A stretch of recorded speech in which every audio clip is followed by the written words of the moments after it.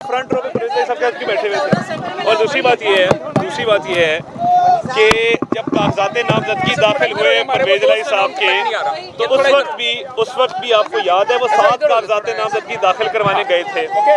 तो मैं ये समझता हूँ कि ये अब अगर मैच हार गए हैं तो उसके बाद पिच को उखाड़ देना, विकेटें बाहर फेंक देना, बल्ला तोड़ देना, गेंद स्टेडियम से बाहर फेंक देना और स्टेडियम को आग लगा देना, तो ये तो हम होने नहीं देंगे।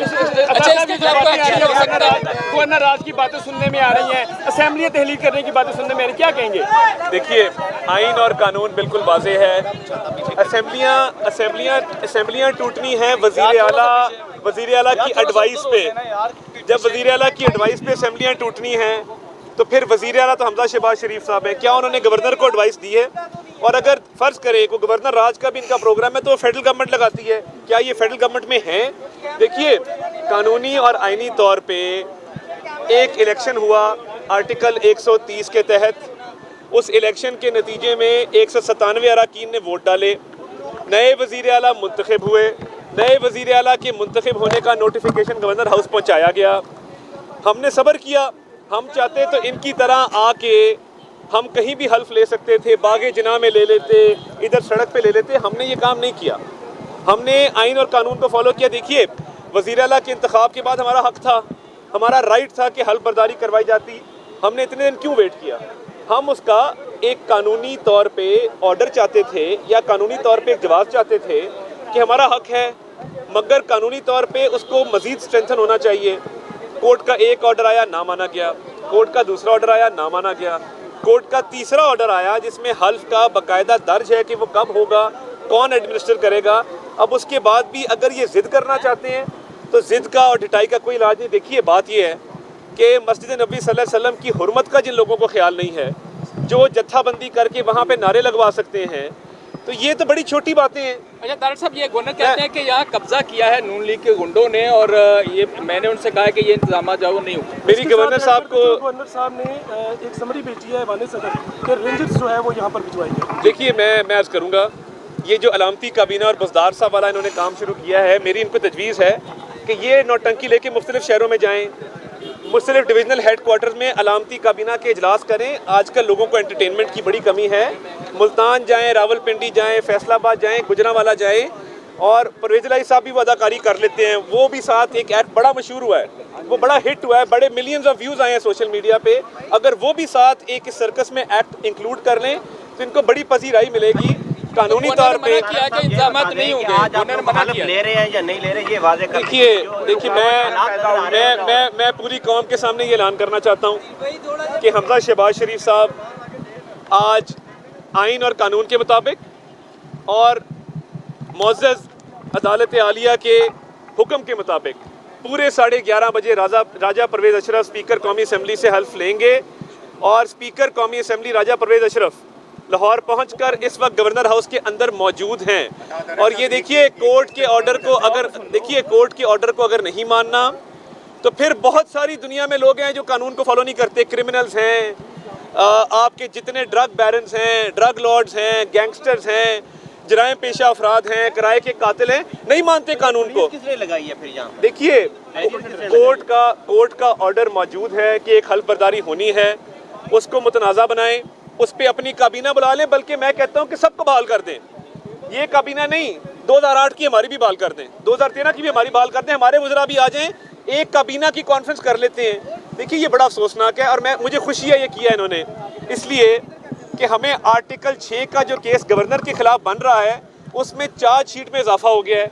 उसमें हमें एक और बात मिल गई है कि आइन और कानून को इन्होंने पामाल किया और उसके बाद आज हाई कोर्ट के ऑर्डर्स को फॉलो करने से इनकार किया। और देखिए, अदालतों के फैसले हमारे खिलाफ भी आते रहे हैं, एक दफ़ा नहीं कई दफ़ा आए हैं। सरे तस्लीम खम किया है, हमने कहा जी आया है, अदालत का ऑर्डर है, हम इसको मनोअन तस्लीम करते हैं। अब अदालतों पर हमले करना और कहना कि जी अदालतों की इंटरफेरेंस है, तो क्या करें? आपको खुला छोड़ दें कि आप आइन को भी पामाल करें, आप कानून को भी फॉलो ना करें, आप हाई कोर्ट के ऑर्डर को भी ना माने और एक जिद पे अड़ जाए सिर्फ इक़्तिदार की खातिर। और ये गवर्नर साहब पे मुझे इंतहाई अफसोस है, 4 दिन की गवर्नरी के पीछे अपना ईमान बेचा, आइन को पामाल किया और अपने हल्फ से रूगर्दानी की। गवर्नर का हल्फ क्या कहता है? वो कहता है I shall preserve protect and defend the constitution of Pakistan. मैं आईने पाकिस्तान का तहफ़्फ़ुज़ करूँगा, मैं आईने पाकिस्तान का दिफा करूँगा, मैं आईने पाकिस्तान की पासदारी करूँगा। तो ये आर्टिकल 6 का जब पर्चा होगा FIA के तहत और ट्राइब्यूनल बनेगा और केस चलेगा, तो मैं समझता हूँ ये सारी वीडियोज़ एज एविडेंस चलेंगी। बाकी इनके दिल में जो आता है ये करें। आइन भी वाज़े है, कानून भी वाज़े है। पिछले 29 दिन से पंजाब में कोई हुकूमत नहीं है, तो ये जो बहाली का आइडिया आया ये पहले कर लेते। अगर इनको पता था कि हुकूमत नहीं है और हम राइट पे और बुज़दार का इस्तीफ़ा गलत है, वो भी एक पोलू बादशाह है, उसको जो कहते हैं वो चल पड़ता है, चाबी वाले खिलौने की तरह। उसकी चाबी भरते हैं, वो टिक टिक टिक टिक टिक टिक करके उस सिमत में चल पड़ता है। और भाई तुम्हें पहले ख्याल नहीं आया कि मेरा इस्तीफ़ा गलत है? तुम्हें पहले ख्याल नहीं आया कि मैं वज़ीर आला के इलेक्शन में हिस्सा ले रहा हूँ उम्मीदवार के साथ बैठ के? तो ये अब जो मर्जी करें, ये रोए पीटें, चीखें मारें, लेटें, एहतजाज करें, जलाओ घेराव करें, हल्फ आज होगा, हर हाल में होगा। और हमजा शहबाज शरीफ आज वज़ीर आला सेक्रेटेरिएट जाएंगे। पहला काम क्या करेंगे इसके बाद? देखिए बात ये है, असेंबली का नोटिफिकेशन कहाँ है जिसके तहत इजलास बुलाया गया है? अब ज़बानी मैं कहूँ कि जी आप सारे MPs हैं और मैं स्पीकर हूँ, आए इजलास कर लें, तो ये बात बनती नहीं है। मेरा आइडिया ठीक है, मुख्तलिफ शहरों में जाएं और ये अलामती काबीना पे टिकट लगाएं, बाकायदा लोग देखने आएंगे। लोगों को ईद के ऊपर जिस तरह फिल्में लगती हैं उस तरह ये प्रोग्राम शहर शहर लेके जाएं। परवेज़ इलाही साहब भी अपना वो एक्ट करके दिखाएं, ये बड़ा मारूफ होगा ये प्रोग्राम। देखिए हमने प्रायोरिटीज़ अपनी तय कर ली हैं। सबसे पहले लॉ एंड ऑर्डर की मीटिंग होगी। ईद पर बड़े इज्तिमात हैं, ईद पर जो ईद की नमाज है उस हवाले से मामलात हैं।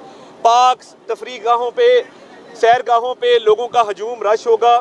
उसमें जो सिक्योरिटी के इंतजाम पूरे पंजाब में करने, पहला इजलास वो होगा। उसके बाद दूसरा इजलास जो है, नहीं देखिए दूसरा इजलास जो है वो डीजल की शॉर्टेज वाला बहुत अहम मामला है। नौ मुंतखब वज़ीर आला ने ये तय किया है कि तमाम कमिश्नर से, डिप्टी कमिश्नर से डीजल की शॉर्टेज के हवाले से रिपोर्ट मंगवाई जाएगी और एक्शन किया जाएगा। हमारी प्रायोरिटीज़ क्लियर हैं। हमने अवाम की खिदमत करनी है जिस तरह पहले की थी। इन ड्रामों की और इन ओछे हथकंडों की, इन गैर आइनी हरबों की, इन गैर कानूनी इक़दामात की कतन कोई गुंजाइश नहीं है। ये मुल्क पाकिस्तान है, ये पंजाब का सूबा है, ये 12 करोड़ आबादी का सूबा है। इन लोगों की खिदमत करना हमारा फर्ज है। अब इनके जो जी में आता है ये करें, इंशाल्लाह हल्फ होकर रहेगा। वज़ीर आला का हल्फ होगा या बुज़रा भी होंगे साथ? आज सिर्फ वज़ीर आला का हल्फ है, उसके बाद अगले मरहले में काबीना तश्कील दी जाएगी और जब वो मरहला आएगा तो उसका भी हल्फ लिया जाएगा। अब तक तो पंजाब एडमिनिस्ट्रेशन जो है वो गवर्नर हाउस को रिपोर्ट कर रही है, उनके लिए क्या मैसेज करना चाहेंगे सिविल ब्यूरोक्रेसी? देखिए बात ये है, सिविल ब्यूरोक्रेसी का कोड ऑफ कॉन्डक्ट, कानून, आइन बिल्कुल वाज़े है। मैं किसी को नहीं कहूँगा कि हमारी बात माने या उनकी बात माने या आपकी बात माने।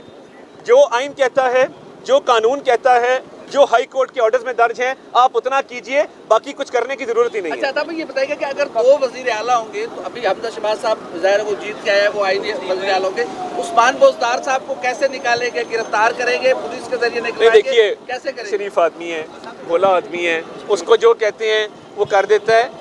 वो कुछ भी नहीं करेंगे, उस बेचारे को क्या करना है? उसको किसने बरगलाया है? उसको बरगलाया किसने? देखिए मैं तो उनको रिक्वेस्ट करूंगा, मैं उनको रिक्वेस्ट करूंगा। उस्मान खान बुज़दार साहब, आपके वालिद फ़तेह मोहम्मद बुज़दार साहब बड़े शरीफ आदमी थे, हमारा बड़ा ताल्लुक था उनसे। तो आप भले आदमी हैं, भोले आदमी हैं, आपके नाम पे फरा 85 करोड़ रुपया खा गई, आपको पता नहीं लगा। मेहरबानी करें, ये आइन और कानून को अपना रास्ता इख्तियार करने दें, हर्डल क्रिएट मत करें। हमने अपनी मीटिंग्स करनी है, पंजाब की आवाम को रिलीफ प्रोवाइड करना है। आगे ईद के मामलात हैं, सिक्योरिटी थ्रेट्स हैं, डीजल की शॉर्टेज है, इन तमाम मामलात को एड्रेस करना है।